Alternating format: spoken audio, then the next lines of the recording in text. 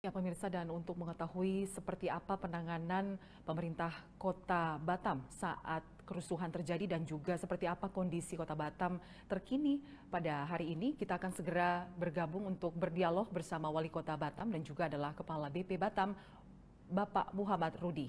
Ya, Pak Rudi, selamat siang. Yang Mbak, Assalamualaikum warahmatullahi wabarakatuh. Waalaikumsalam.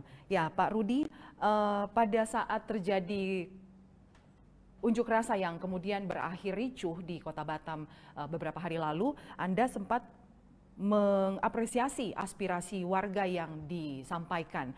Eh, Apa sebenarnya yang diminta oleh massa saat itu, Pak Rudi? Ya, saya kira saya cerita dari awal dulu biar kita Baik, silahkan. permasalahannya bahwa kira-kira di bulan April lalu, jadi ada investasi yang masuk Kota Batam, kita diundang oleh Bapak Menko Perekonomian, Bapak Erlangga ke Jakarta untuk ketemu dengan atau secara terima atau MOU dengan PT MEG ini sendiri, Makmur Elo.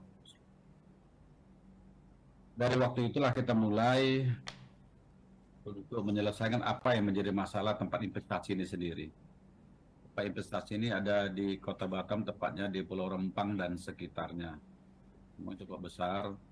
PT ini meminta lahan kepada kita lebih kurang hampir 2.000 hektar karena mereka akan membangun yaitu kaca solar di Indonesia khusus di Kota Batam. Investasi cukup besar, lebih kurang 172,5 triliun. Dan daerah Rempang sendiri banyak saudara kita, masyarakat saya yang tinggal di sana yang juga cukup lama, sehingga kita butuh bagaimana lokasi itu bisa kita berikan dan masyarakat tidak dipindahkan begitu saja. Kita pernah duduk berapa kali dengan masyarakat bahwa kita akan menyiapkan tempat baru buat mereka. Untuk tempat tinggal tentu kita akan berusaha namanya kita merelokasi atau memindahkan. Tentu kita berharap bantuan dari pemerintah khusus BP Batam lebih baik daripada yang ada hari ini. Kita sudah siapkan sebetulnya karena waktunya sangat dekat, sangat mepet, karena waktunya hanya dikasih beberapa bulan sampai bulan September atau September Oktober gitu ya. Lahan tersebut sudah kita serahkan kepada PT MEK karena PT MEK akan menyerahkan bangunannya pada PT Sindi sendiri. Kita sudah nego berapa kali, memang solusinya belum ketemu secara 100%. Sebagian mereka sudah bisa menerima untuk relokasi karena rumahnya mau kita bangun dengan nilai 120 juta per rumah yang kita serahkan kepada masyarakat di atas lahan 500 meter persegi dengan sertifikat akan kita serahkan belum bisa kita selesaikan dalam waktu dekat, maka mereka mau kita pindahkan dulu. Tapi permintaan masyarakat kepada kita kalau boleh tidak direlokasi dari 16 titik kampung dari situ. Dari 2.000 hektar itu hanya 4 titik kampung yang ada di situ. Kalau 16 itu menyeluruh lebih kurang 17.000 sekian. Tapi yang 2.000 hektar ini hanya ada 4 kampung yang di situ. Karena mereka belum sepakat juga, waktu kita sudah dekat dan kita sudah koordinasi dan seluruh tim kita sudah ke lapangan. Tapi bentuk negonya mungkin tidak ketemu, sehingga terjadilah demo 2 kali. Yang pertama mungkin saya tidak ingat betul, tapi mungkin 3-4 minggu yang lalu. Dan baru kemarin tanggal 10 mereka demo kembali. Tuntutannya sama, minta direlokasi. Tidak direlokasi. Maka perwakilan mereka masuk ketemu dengan saya sebagai Kepala BP Batam untuk kita sampaikan, marilah kita duduk sama-sama supaya ada solusi yang terbaik. Tapi perwakilan menyampaikan tidak bisa memutuskan, maka terjadilah kemarin saya keluar sendiri menyambut mereka. Setelah saya menyambut permintaan mereka mungkin tidak sepaham dengan apa yang mereka mau, maka setelah itu terjadilah bentrokan dan mereka melempar kantor BP Batam, mobil BP Batam, dan para petugas polisi yang ada di situ. Itu ada polisi, ada satpol, dan ada Dirpam. Pegawai kita cukup banyak yang menjadi korban dan dari kepolisian kita lebih tidak aktif untuk membubarkan mereka awalnya, semuanya hanya bertahan saja. Tapi rupanya tidak bisa dihindarkan juga mereka memberingas sehingga banyak korban polisi dan mungkin polisi mengambil tindakan untuk mengusir mereka keluar. Itu Mbak Lydia. Ya, baik. Pak Rudi, dari yang menjadi tuntutan mereka, apakah mereka memang sama sekali menolak relokasi ini atau ada kemudian muncul tuntutan baru atau ada yang mereka mau, ada yang lebih dari yang mereka tuntut? Jadi gini Mbak ya, saya tidak tahu persis yang demo kemarin yang betul-betul tinggal di Rempang atau dari luar. Tapi yang bikin anarkis kemarin sudah diproses oleh pihak kepolisian, itu hampir semuanya yang bukan tinggal di Rempang. Ada dari Tanjung Pinang, dari Lingga, dari Kabupaten Dabu, ada dari Selat Panjang, ada dari Riau, ada Kalimantan, itu yang saya dengar. Dan yang ketahan, kalau tidak salah saya, yang orang Rempang hanya 2 orang saja. Intinya apa? Intinya lebih banyak dari luar. Karena tuntutannya mungkin kita juga bingung ya.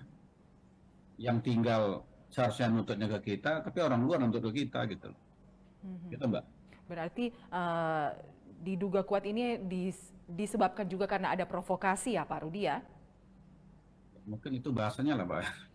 Baik. Nah kemudian saat kerusuhan itu beberapa hari lalu sempat reda, apa yang Pak Rudi tawarkan atau mediasi seperti apa yang Pak Rudi berikan kepada massa pengunjuk rasa? Ya, saya kira demo pertama selesai, saya bersama tim kita coba mendekati para masyarakat kita untuk ketemu, mungkin agak sulit, maka saya mencari orang untuk mengundang mereka. Alhamdulillah pada waktu keluarlah bertemu sama kita karena jumlahnya hampir 78 orang, maka kita menyiapkan satu tempat yaitu di hotel untuk ketemu mereka. Kita menyampaikan kemauan pemerintah pusat yang ditugaskan kepada saya sebagai kepala BBM di daerah. Kita akan sampaikan mereka. Yang kedua, kita juga sampaikan bahwa kita tidak akan memindahkan mereka begitu saja, tapi akan kita siapkan seluruh fasilitas. Ini perlu saya jelasin, fasilitas yang kita berikan sebetulnya Mbak, menurut saya, menurut Anda saya tidak tahu ya. Jelas, kita akan memindahkan mereka, tadi sudah saya uraikan di awal, kita akan pindahkan mereka dari Rempang pindah ke Dapur 3. Dapur 3 itu dari Rempang mungkin beda pulau, tapi kita akan membuat jalan masuk ke dalam, akan kita jalan kira-kira yang standar jalan lah. Kita akan bangunkan jalan dan kita akan punya lokasi buat mereka. Dalam lokasi tersebut di atas lahan lebih kurang 450 hektar untuk relokasi, karena jumlah yang mau kita pindahkan ini hampir 2.700 KK. 2.700 KK memang tidak sekaligus karena yang dibutuhkan perusahaan adalah 2.000. 2.000 KK-nya 2.000 keluarga ini akan kita 2.000 hektar ini ada lebih kurang 700 KK ini yang duluan kita pindahkan ke Dapur 3 sendiri. Maka kita menyampaikan mereka bahwa yang 2.000 hektar ini ada sekian dan akan kita berikan kepada mereka. Rumah akan kita bangunkan, tanah akan kita berikan, fasilitas umum seperti sekolah dari SD, SMP dan SMA akan kita bangunkan, rumah ibadah akan kita bangunkan, lapangan bola akan kita bangunkan karena biasa saudara kita di pulau hobinya main bola, kita bangun lapangan bola, kita bangunkan puskesmas, kita bangunkan polsek supaya pelayan dekat, kita bangunkan kantor lurah, kita bangun koramil, kita bangun kuah di sana. Terakhir karena kehidupan saudara kita adalah nelayan, kita akan membangun satu jembatan yang cukup besar sehingga jembatan nanti multifungsi. Hanya mereka untuk turun ke laut dan balik ke rumah, tapi akan jadi satu pelabuhan bongkar muat buat daerah untuk tidak hanya Dapur 3, tapi untuk kecamatan Bulang dan Galang sendiri. Dan kita sudah sampaikan. Yang kedua, sementara rumah belum selesai, mereka akan kita pindahkan dulu, kita sewakan rumah.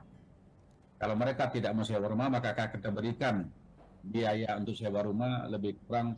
Hari ini kita putuskan, kemarin masih 1 juta rupiah, hari ini sudah kita putuskan, kita berikan 1,2 juta rupiah per bulan. Dan biaya hidup mereka kita akan bantu, hitung per jiwa. 1 jiwa akan kita bantu lebih kurang 1.200.000, tergantung berapa keluarga yang ada dulu. Saya kalau anaknya misalnya 2, ya suami istri 4, berarti 1,2 dikali 4 Mbak ya, sudah 4.800.000. ditambah sewa rumah. Kalau mereka mau sewa sendiri, uang akan kita berikan, tapi kalau tidak, akan kita siapkan tempat untuk relokasi sementara. Mungkin itu yang kita berikan kepada mereka. Kalau di hotel, sosialisasi mungkin baik-baik saja, tapi setelah ke lapangan mungkin hari ini, seminggu lalu sampai hari ini, sepertinya sudah hampir sebagian masyarakat sudah bisa terima apa yang telah kita sampaikan itu. Ya, tentunya ada beragam respon dari warga yang mendiami tempat yang akan direlokasi dari tawaran yang diberikan oleh BP Batam untuk kelangsungan pembangunan. Nah, kemudian sejauh ini kelanjutan dari pembangunan Eco City ini di lokasi yang akan direlokasi seperti apa, Pak Rudi? Ya, saya kira kita belum clear and clean, sehingga belum ada pembangunan, Mbak. Setelah clear and clean, saudara kita bisa kita katanya hijrah lah ke tempat baru, bisa kita proses dokumen segala macam, Mbak. Kita janji kepada PT tersebut bahwa dokumen akan kita lengkapi, sehingga investasi yang mungkin nanti akan bisa membangun ekonomi Kota Batam, khusus warga Rempang, saya kira itu yang mau kita selesaikan. Ya. Ada target tertentu kapan masalah ini akan cepat terselesaikan agar juga ada win-win solution baik dari pemerintah Kota Batam dan juga warga yang akan direlokasi di tempat baru, Pak Rudi? Maka saya sudah bentuk tim cukup banyak, Mbak, yang dibantu oleh aparat kepolisian dan lainnya, termasuk Satpol kita, termasuk Dirpam kita untuk turun ke lapangan. Hari ini saja sudah hampir 7 tim kita turunkan karena ada 4 perkampungan kita bagi rata. Karena kita kepingin ini cepat selesai.